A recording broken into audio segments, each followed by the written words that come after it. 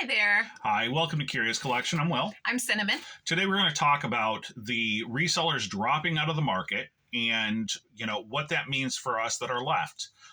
So we've talked about anecdotally how, we had gone to a yard sale and the woman had gone back to work full time. She had been a Poshmark seller and we bought out her entire Fiesta collection. Mm-hmm. Well, actually, this goes much further back than that because the name of our store is Curious Collection. We started our business by buying collections of, some certain collectibles like dolls. Mm-hmm. Now, dolls, everyone knows, or most everyone knows, are on the out. And so you see doll collections everywhere. We had no idea that this was even the case. No. And so that was our first thing that we bought to resell was a doll collection. Oh my goodness, there were so many too. There was, we paid approximately 75 cents a piece for a collection of Madame Alexander dolls, Mm-hmm. and there was hundreds. It was so insane. There was over 100. Yeah. And so, not knowing anything about the category, it was certainly a challenge for me to educate myself, to learn about the category, to learn about what it sells, what doesn't sell. So we want to kind of share our experience with selling and buying collections, and Mm-hmm. hopefully there's a couple of things that if you're a newer seller and you're looking to get into a market, we might be able to offer some advice on that, or at least some insight about our experiences with collections. Maybe things that you can avoid. Mm-hmm. So, we've talked about the fact that there are a variety of reasons that people either move into reselling or move out of reselling. The economy is tightening up right now. Mm-hmm. There's a lot of sellers talking about on social media that they're not getting the sales that they were a year ago or 2 years ago or 3 years ago, or they're going multiple days with no sales. And that can be really scary if you're fully dependent, or at least, somewhat dependent on an online sales platform to make sales. So but it is a scary economy right now. So, some people, they need to have that consistency for the household. Right. So if we weren't making our numbers every day, we already have contingency plans in place, right? We don't want to go that route, but you have to look at the big picture. And there's a lot of people right now who are going, that big picture isn't looking so great. Yeah, sometimes the plan B can be better than plan A. Mm-hmm. So, when plan A starts to fall apart, that's where they go. There's the economy as a whole. Yeah. There's the lack of interest and demand socially for flea markets. So we've bought multiple businesses out at flea markets where Mm-hmm. they say, I'm done. My booth's paid, but I can't do this anymore. I can't handle the rejection. I can't handle sitting out in the weather. Yeah. Especially during the wintertime here. There's still flea markets open here where we live, and there are days cold. It is cold. It is cold out there. And to sit out in the open and not have heat and just be exposed to that all day, and then have to deal with the rejection of people walking by. They're not buying your items. That's hard. And maybe they've got a pension. Maybe they've got Social Security. Whatever their financial situation is, they don't need to be out there, and they're done. Mm-hmm. They're ready to sell and move on. Life situation changes, Oh, well, my daughter wants me to come move up closer to her. Or, Mm-hmm. you know what? I just had a kid. I can't deal with the inconsistency of the check. I need to have something that is, Right. Life changes, and, illness, death. There's a lot of different reasons that people get out of reselling.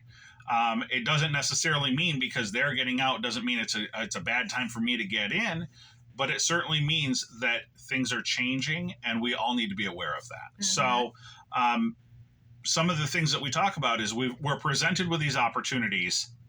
Now what? What do we need to look for in the products that we're selling? I would say, first of all, we need to make sure that the quality's there. If they're a seller, buying from a reseller is a lot different than buying from an estate. Mm-hmm. Typically, resellers have had the items out. They've been exposed to the public. The best pieces are most typically picked out and sold off. Mm-hmm. That's typically how it works. Or, unless they've had the item overpriced or something like that. But most typically, the best pieces have been plucked out and sold off initially Right. and over time. So, you know, we talk about those exceptional pieces. If you're looking at the collection and all of those exceptional pieces have been plucked out of it, then you need to keep that in mind when you're looking at it and you're saying, okay, well, what is this realistically going to fetch for me if all of those key pieces have already been taken out? Right. So another thing that I think about with quality is not just are the pieces exceptional, but what's the actual condition of the piece? Because if I think about the fact that it's been exposed to the public, that means the public's touching it. Mm-hmm. They're feeling it. They're looking at it. Maybe things are getting chipped, scratched, damaged in some way. So that's all stuff that we have to take into consideration. When we're going to put stuff up for sale on an online platform, we want to make sure that what we're selling represents our business as a whole. And we don't want to sell things that have missing stones, chips, extreme damage, crazing, things like that are outside of what someone would expect on that piece. If it's a 100-year-old piece that came off of a ship, then maybe a little bit of crazing would be okay. But for the most part, like, you really need to. So you mentioned it. Right. I always love to show the stuff that I picked up. So I just picked this recently. You can see that the paint is chipping and fading, and that, you know, some of the pieces here are missing. But honestly, this piece here is nearly 100 years old. So that is something that I would still continue to sell because of the rarity associated with the piece. But if it was made in the 80s and it had that type of damage, I'm going to walk. I'm not even going to consider buying that type of stuff. Right. So another thing is, what kind of quantity are we talking about? Are we talking about a carload, a truckload, a trailer load? Are we talking about something that's going to fill up a warehouse or multiple warehouses? This is all stuff we have to consider. Yeah. It doesn't matter how good the deal is if you don't have the capacity to take it all. Mm-hmm. So, because initially the day you buy it, you're probably not going to be selling it all. It's going to take time. So where is it all going to live? Right. And this is something that, you know, we think about a lot because we do have limited space. We are running our business out of our home. We have 2 rooms that we have dedicated to our business. We have our office here and we have our stock room. I am not okay with the business going outside of those doors, period. I don't want it happening. Occasionally, the day we come home from the auction or the day that we buy a collection, it tends to live in the living room for a minute, and I don't like that at all.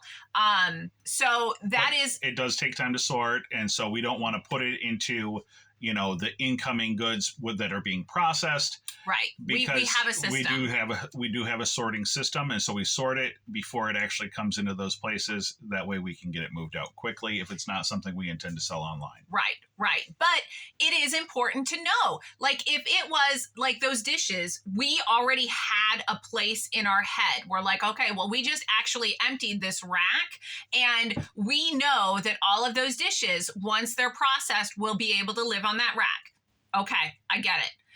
Our jewelry, it's very small. His ephemera, it fits in a file cabinet. Those are all things that we are well aware. If we had the opportunity, we're also prepared for that. We know where it's going to go, and we're prepared. Mm-hmm. We're ready to move. Yeah, if we had an opportunity to buy something that was going to be more space than our 2 rooms could handle, I would really have to think on that and go, well, where is this going to live? You know, are we going to have to like rent a storage unit in order to accept this quantity and you know, of items? Well, now, okay, what's a storage unit going to cost every single month until those items are gone? And now we have to work that cost into the deal as well. As well as mileage to and from a storage unit, as well as, you know, any other costs incurred with storing. So, you know, maybe the racks or maybe boxes, totes, whatever we're going to store the stuff in. So it's all stuff that we have to take into consideration before we pull the trigger on that. So next thing is the category. Is this product that you're used to selling? As an example, 2 weeks ago, we bought that jewelry collection we showed you guys. Right. Is that stuff that you're used to selling? We sell jewelry. We do sell jewelry. I had never sold watch tips though. So it was a new category, but it wasn't something that was totally scary to me because I've already worked in Native American. I know the market. I know jewelry. I know how to scratch in order to, ensure that the silver is 925. Like I have the Presidium gem tester, so I know the stones. It was something that wasn't so outside of my comfort zone. Right. So we kind of talked about, like, has the item been picked over or not? Or the flip of that is, did the reseller have it and it's part of their back stock and they haven't actually put it out for sale yet? And again, did they cherry pick out all the best stuff? Or is that the prime stuff that they've just been waiting to get into the marketplace? So right. We have had some opportunity. The watch tips had not been on the market. Mm-hmm. And so they hadn't been picked at all. Right. And so we got some amazing pieces mm-hmm. that really were worth that $150 price tag. Completely, they hadn't been picked at all. So that was an awesome opportunity for us to get those choicest pieces. Right. The jewelry lot, though. Right. That woman who sold us the $100 lot because she was ready to retire, that was the very end dredges of her retirement. So these were the pieces that have been sitting out forever. So there were very few pieces that I could choice and pick and go, oh, now this is a really great piece. I got some. It was totally worth the $100, but there were much less of those pieces. And our input cost was much lower than the watch tips because we did look at the whole picture, and those were things that needed to be, thought of before we pulled the trigger. Absolutely. So when we go into one of these collections and we've made the decision, okay, we're going to buy this, the next thing is that we're going to sort it and we're going to sell the pieces that we're comfortable with selling online. We're going to put those on our online platform. So what do you do with the rest of it? Because I promise, unless you have a store with 0 listings, we have 12,000 in our main store. We don't need another 12,000 average or below average items. Mm-hmm. We need 100 amazing items, and the rest of it we're going to try to move in a different manner. So what are some of those alternate sales channels that maybe you have established or maybe you need to work on establishing mm-hmm. before you get to the point to start buying some of these collections? And this is actually something that we struggle with. It is. With my jewelry, I'm lucky in that we do have a couple of different places that I can sell my jewelry that isn't, I talk about the fact that I really want my jewelry to be a $20 minimum on the platform because I feel like that $20 is something that someone can reasonably pay, including the shipping. Right. So if it's a bracelet that's just a $2 bracelet that you would pick up in a souvenir shop, fashion jewelry. or like that fashion jewelry that you're like, I'd pay $5 for it. Well, are you going to pay $5 plus the $5 shipping, plus the jewelry boxes, plus all of the costs that are going into it from my standpoint as a seller? No. Okay. Well, then that piece can't go in my store if somebody's not going to feel that it's worth sure. that minimum price tag. So how do I get rid of the things that aren't worth that minimum price tag? I have a couple of different avenues. We have the auction house, so I can put some in a box, a lot of different pieces that I can then hopefully sell for a minimum of $5 a box. I also have a vendor that I work with who sells jewelry for $1 out of a local flea market, and for her that works well for her. She doesn't need the big amount of money to cover the cost on stuff because right. Again, at $1 a piece at a flea market, her booth rent is paid because she works there at the flea market. So another thing is that maybe you're going to search out and sell it on Marketplace. Maybe mm-hmm. you're going to sell it by the piece or you're going to lot it up. If we were to buy a storage locker, we've got no way to deal with furniture. So we're going to have to try to figure out, okay, well, do we try to put it on marketplace and we pay storage unit rent, or do we send it to an auction house, or do you have a garage sale? Have a yard sale? Yeah, I know a lot of people talk about, we have attempted to have a garage sale in our neighborhood, and it just doesn't work for us. Because of the neighborhood we live in, because of the area we live in, there's a lot of business garage sales. And when you say that, you mean people are running a garage sale like a business, right? So they buying have it every items, week. right? They're buying items at auction and they're setting them up in their yard. Instead of paying for a flea market booth, they're doing a yard sale. Mm-hmm. So people tend to not go to those because it is just so picked over. It's just not worth it. And then we did talk about selling them to other vendors or other types of businesses. So, we actually had the opportunity. We've talked about Whatnot. Some people try to utilize Whatnot as a way to get rid of their excess inventory that doesn't quite make the cut for them. Right. And then the business to business. So we've had the opportunity to buy some really large collections. I filled my pickup twice and was actually able to go to some of my business contacts and, storefronts and fill up their store with these really amazing deals that I was able to get on different collections that we were able to buy. So these are all sorts of different things that you have to consider before you even, commit to buying that collection or that lot or that store. So the next thing is input cost. We all think about the capital. We all think about that cash in our hand and go, well, that's my input cost. But there's a lot more that goes into it than just that down payment on that inventory. We talked about storage. If you've got to, get a storage unit or multiple storage units, that cost needs to be calculated into that buy. Absolutely. We talk about the capital. Well, yes, you're spending money on that collection, but would it be better allocated to a different collection or to different items? So we're going to make sure that it's obviously the primest stuff and we're going to be able to move it quickly. So that's the other part, is how much time is that buy going to take away from my main business? Am I going to be cleaning out someone's estate and doing them a favor by cleaning out the place? Because we do talk to people that do clean outs. That's where they get their inventory from. But the reality is that those estates are paying them to clean out the property. Yeah. They're not doing it out of the kindness of their heart. So I would caution people, be careful what you're committing to, because you might be cleaning somebody else's mess up and you're paying them to do it. Right.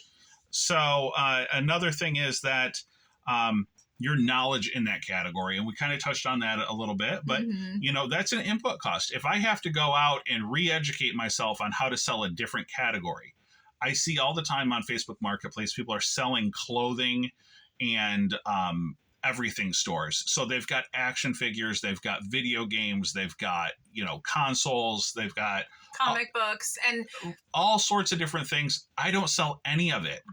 And so it has no interest to me to buy that type of thing. It might be $1 million buy. It probably isn't. But even if it was, what am I going to be able to do if I don't know anything about this? It has taken me, it probably took me a good 6 months before I really felt like I knew anything in the jewelry department. So I'm going to have to completely learn a new category. Like we were talking about those dishes that we bought out. Well, I don't know the names of the colors. I don't know the names of the different bowls that are available. I don't know the different years of the stamps on the back. That's a lot of education that I now have to invest in order to learn how to even sell these dishes. So that's something to consider when you're looking at these collections. Yeah. And finally, we're going to talk about is sell-through rate. Are these items that you're going to be able to move quickly, or is this stuff that is going to fill up your store and you're going to sit on for the next 5 years? Because there are a lot of businesses why are they going out of business is important. If they went out of business because all of their inventory is stale and old, and they had it overvalued, it might take you a decade to get rid of that stuff, and it might end up going in the trash. And I just want to state that sometimes it's okay to have a slow sell-through rate on a collection that you purchase.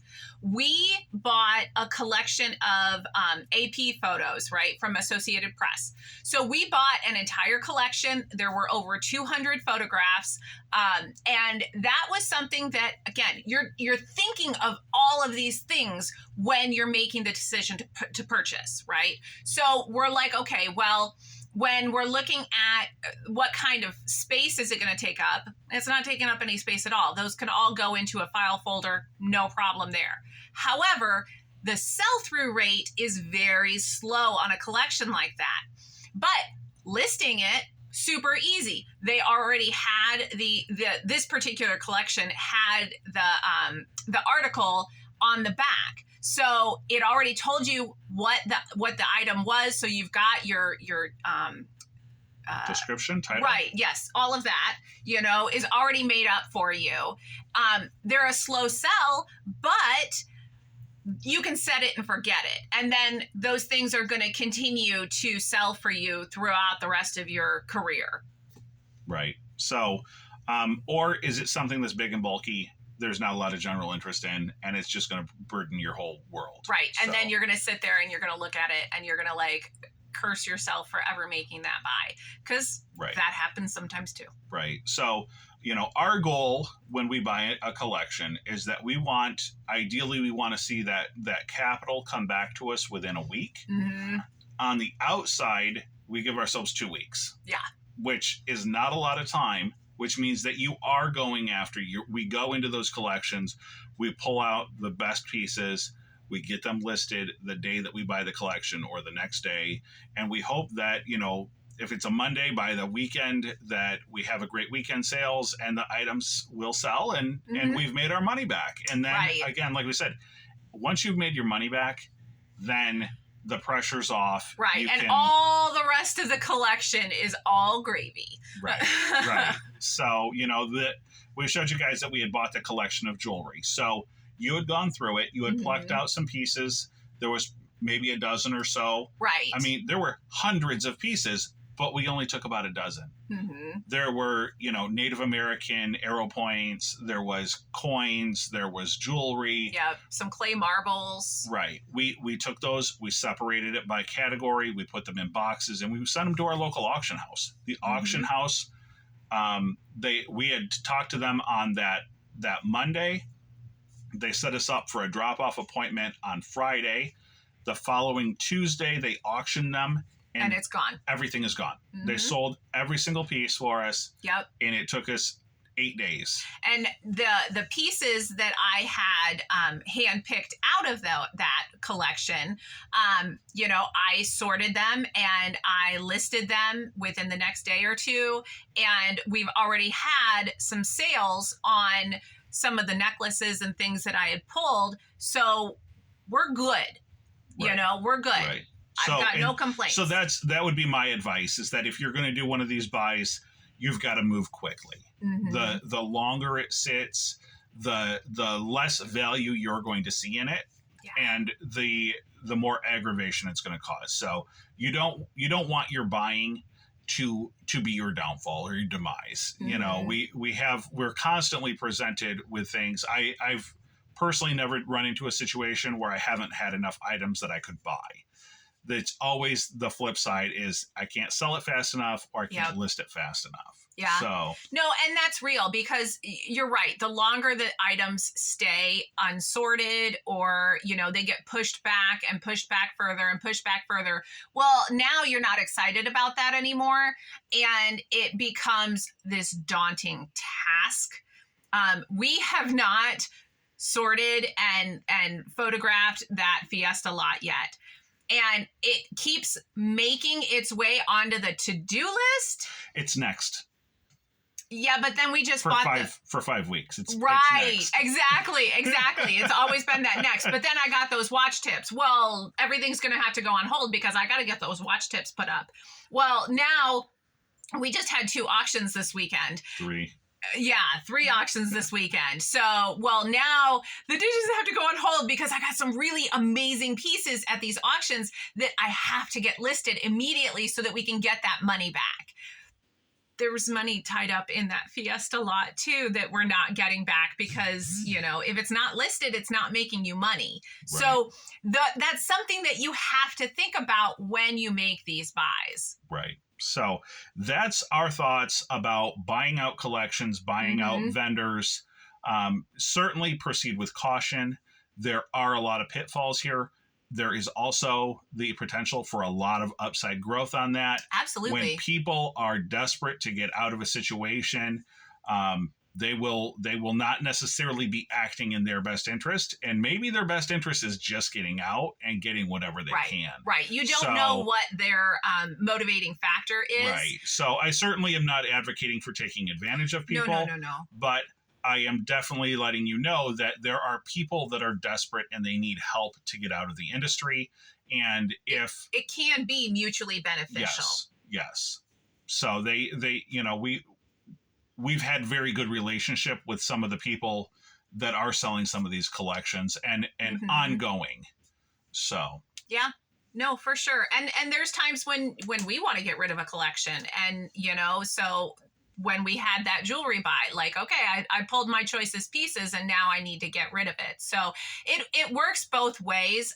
But again, there's a lot to consider when you're there in front of a collection that's coming up to you. So, you know, it is important that you look at the big picture and that you consider all of these things so that you can make the best decision for your business. Yeah. It actually just occurred to me. I was sitting here thinking about it. There's one other thing that we forgot that just hit me.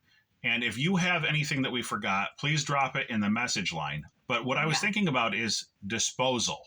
Trash disposal. Where we live, there's not local street pickup. Right. You have to pay extra in our community to get trash removal, or you have to drive the items to the local dump. So that might be something you have to consider too. If you bought a warehouse and it was full of stuff, you might not be able to sell those items. They might be garbage and you might have to pay for like a roll-off dumpster. I mean, that would certainly be a big cost associated with a buy if you're going to do something like that. When you first started down here, he would buy entire tables of stuff, and a lot of it was actually garbage, you know, things that were genuinely broken or, you know, just there was no value to them whatsoever. And he would have to throw a lot of things away. I would literally fill a trash can every week with inventory that I had bought that just was broken, but it was such a good deal to buy the entire collection. You'd get 40 to 80 pieces for, say, $5. So it's okay to throw some of that away when it's just not up to standards. So like I said, if there's something we missed, throw it in the bottom and like and subscribe. All right. Thanks so much, guys. Good luck to you out there.